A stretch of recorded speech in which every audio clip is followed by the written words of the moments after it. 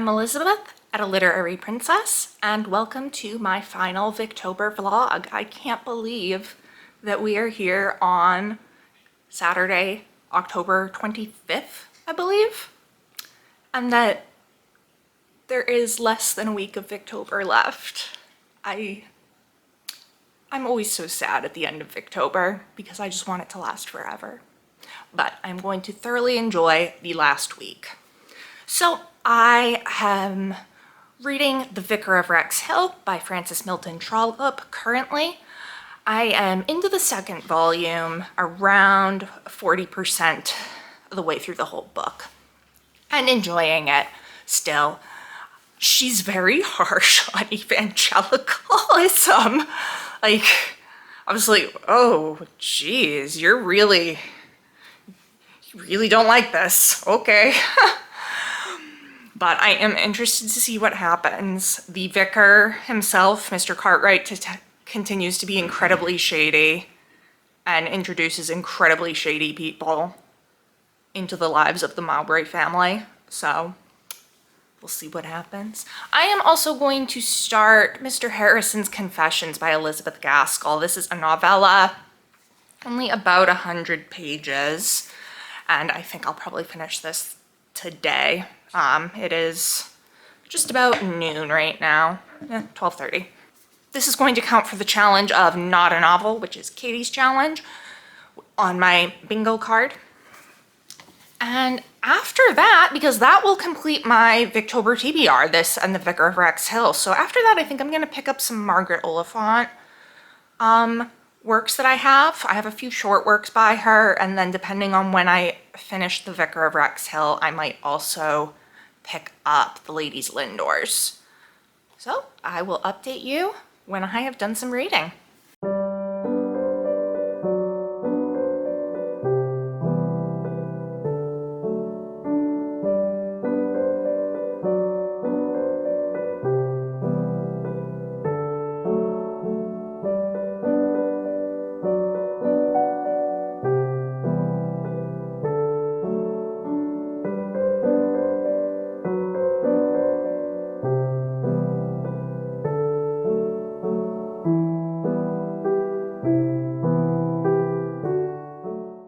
Hello again. I am back on Monday the 27th now. So on Saturday, I started and finished Mr. Harrison's Confessions by Elizabeth Gaskell. This is a novella from 1851 detailing the events of Mr. Harrison, the young new doctor, moving into a small town, and all of the women kind of trying to either get with him themselves or get their daughters with him. And he's having to navigate this while falling in love with the vicar's daughter, who is the one person that is not being pushed on him. This was a really sweet novella. It was a lot of fun. Very funny most of the time, although there's one like really heart-wrenching scene right in the middle. I was like, Gaskell, that was not necessary. You didn't need to do that to me. I was warned ahead of time, luckily, so I knew that there was a pretty sad death scene, but I was like, why? In an otherwise really funny novella, like really funny series of misunderstandings and what happens when people gossip, kind of similar to in that regard to Deerbrook by Harriet Martineau, or I know Cranford, Elizabeth Gaskell's later. I don't know if it's considered a novel or a novella or what, but also kind of similar idea. So this was a lot of fun. I give it 4 stars, and it was very good. So I have put it on my bingo card for Katie's challenge of Not a Novel, because it is a novella. Or it might even be a short story. I don't know. It's like 100 pages. A little over in this edition from Victoria's Archives. I don't know. What's a novella and what's a short story seems to be kind of up in the air. But it's not a novel, so I just have one more spot on the bingo card for my own challenge. Super excited. And then I will have hit Dracula level with one work per challenge.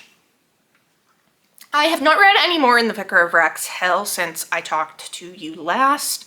I didn't do any reading on Sunday at all. Like, I don't even know what I did on Sunday. I attempted to play Sims and like wasn't feeling it. And then I took a nap. And other than that, I don't know what I did.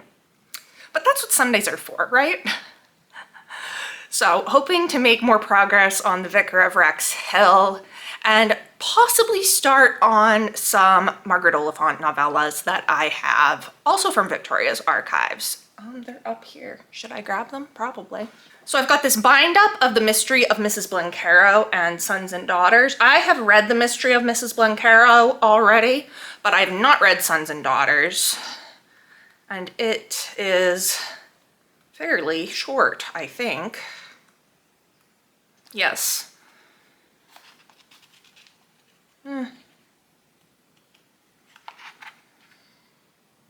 It goes from page 82 to 162. So what's that, about 80 pages? We've talked about this, numbers and me, no. But I might pick that up. And then I also have A Beleaguered City, which I've heard is like really quite strange.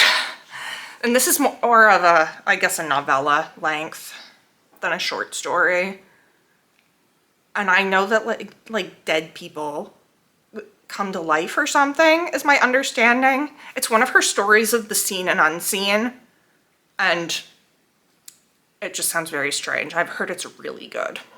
So those are going to be my other options to pick up when I'm not doing the Vicar of Wrexhill, which I am 40% of the way through, which I think I said in the last update, but I don't remember anymore. So I will come back to you when I have some updates.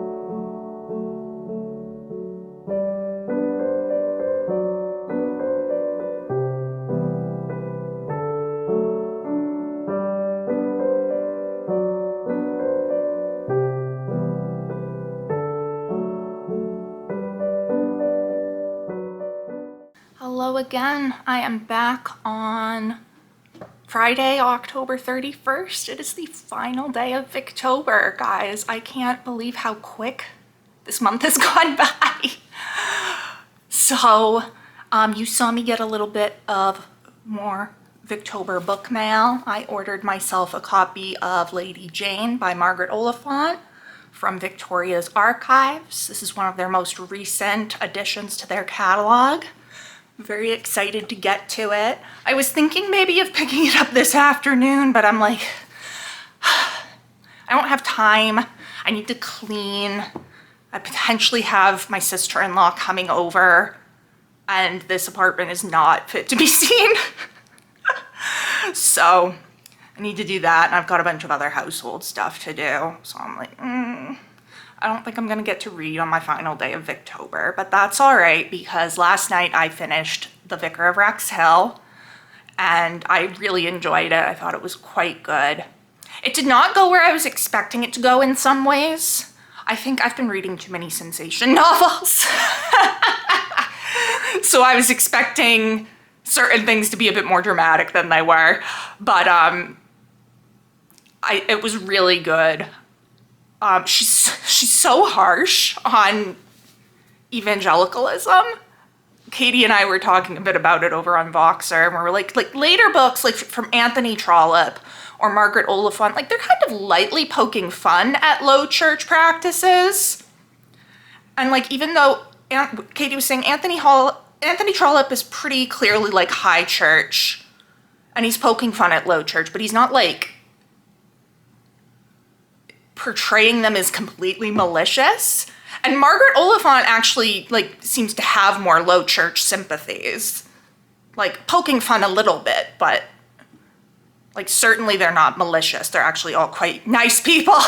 And then Francis Milton Trollope is just like, nope, every single person who's evangelical is either a hypocrite or deluded. Like, okay. So I'm wondering what the historical context of this was. Like, what was happening in 1837 that was causing her to feel so strongly about this?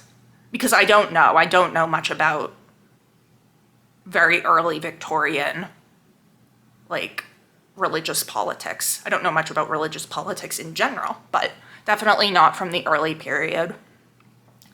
So I gave this 4 stars. And it is the final thing on my bingo card. I'm pointing this way. I don't even know if it's going to be that way. We'll see. So yeah, my bingo card is completely filled out. I have hit Dracula level with 1 work per challenge, and I'm really pleased with myself. Just because, you know, this has been my best Victober yet. Like, a few years ago, I think I read like 2 books for it. And this year has obviously gone quite a lot better. And I've had a lot of fun hosting and vlogging and participating in reading sprints. So I do just want to thank Kate, Marissa, and Roz for including me as a co-host this year. It has been so fun. Yeah, I guess that's it. I guess I'm gonna end off the Victober vlog here, the final Victober vlog. That's really kind of sad. But I would love to hear down in the comments, what have you been reading for Victober? How has your reading been going? Thank you so much for coming along with me while I vlogged this month of Victorian reading. And I will see you soon for my Victober wrap up. Bye.